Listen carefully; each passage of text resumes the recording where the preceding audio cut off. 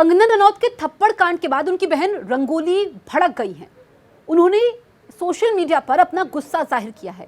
कल जो कुछ कंगना के साथ चंडीगढ़ एयरपोर्ट पर होता है वो सबने देखा, क्योंकि इसको लेकर के कंगना ने बाकायदा एक वीडियो भी जारी किया था। उन्होंने वीडियो रिकॉर्ड किया था जिसमें उन्होंने अपनी आपबीती बताई और जो चंडीगढ़ एयरपोर्ट की तस्वीरें सामने आई, इसमें जो महिला जवान थी, सीआईएसएफ की महिला जवान कुलविंदर कौर, उसको सस्पेंड किया गया है। उन्होंने ही कंगना को थप्पड़ मारा था। लेकिन अब कंगना की बहन रंगोली ने एक बड़ा पोस्ट लिखा है जिसमें उन्होंने अपना गुस्सा जाहिर किया है। अब पोस्ट में कंगना की बहन रंगोली ने क्या कहा है ये मैं आपको बताती हूँ। अब देखिए, रंगोली लिखती है कि पीछे से प्लान करना और अटैक करना।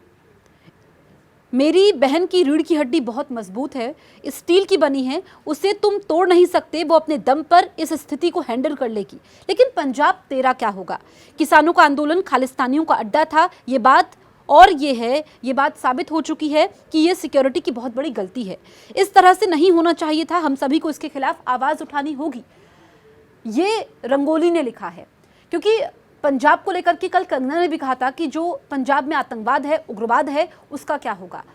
कंगना रनौत को जो थप्पड़ मारा गया उसके बाद सोशल मीडिया प्लेटफॉर्म पर भी ये खबर छाई हुई है और तरह तरह की प्रतिक्रियाएं सामने आ रही है। कुलविंदर कौर, जिनका बयान सामने आता है, वो ये कहती हुई सुनी गई कि जब किसान आंदोलन हुआ था तो उनकी मां भी धरने पर बैठी हुई थी, लेकिन जो कंगना ने उस वक्त बयान दिया था कि ये 100 रुपए लेकर के धरने पर बैठी है, उससे वो आहत थी, उन्होंने हमला कर दिया। लेकिन यहाँ पर बड़ी बात यह है कि जब आप वर्दी में होते हैं, ड्यूटी में होते हैं, तो फिर आप ऐसा नहीं कर सकते हैं। यही कारण है कि अब सस्पेंड किया गया है महिला जवान को। और ये सब होता है जब लॉन्च से आगे बढ़ रही होती है कंगना रनौत, तो वो महिला जवान आती है, थप्पड़ मारती है और उसके बाद बहसबाजी होती है। हालांकि कंगना ने ये कहा कि वो सुरक्षित है, लेकिन इस पर जांच होनी चाहिए और पूरी तस्वीर देश के सामने आनी चाहिए, क्योंकि एयरपोर्ट पर ये सब होना और जो महिला जवान ड्यूटी पर रहती है वो अगर इस तरीके से हरकत कर रही है तो फिर सवाल तो खड़े होते हैं। सवाल सुरक्षा को लेकर के खड़े होते हैं।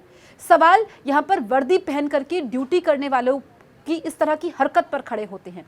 और इसी को लेकर के हमने देखा कि क्योंकि कंगना रनौत अब सांसद बन चुकी हैं, एक्ट्रेस तो है ही, और जब वो कल दिल्ली पहुंची, क्योंकि आज हमने देखा कि संसद भवन में इस वक्त तमाम सांसद मौजूद हैं और पीएम मोदी को नेता एक बार फिर से चुना गया है और उनका शपथ ग्रहण भी होने वाला है।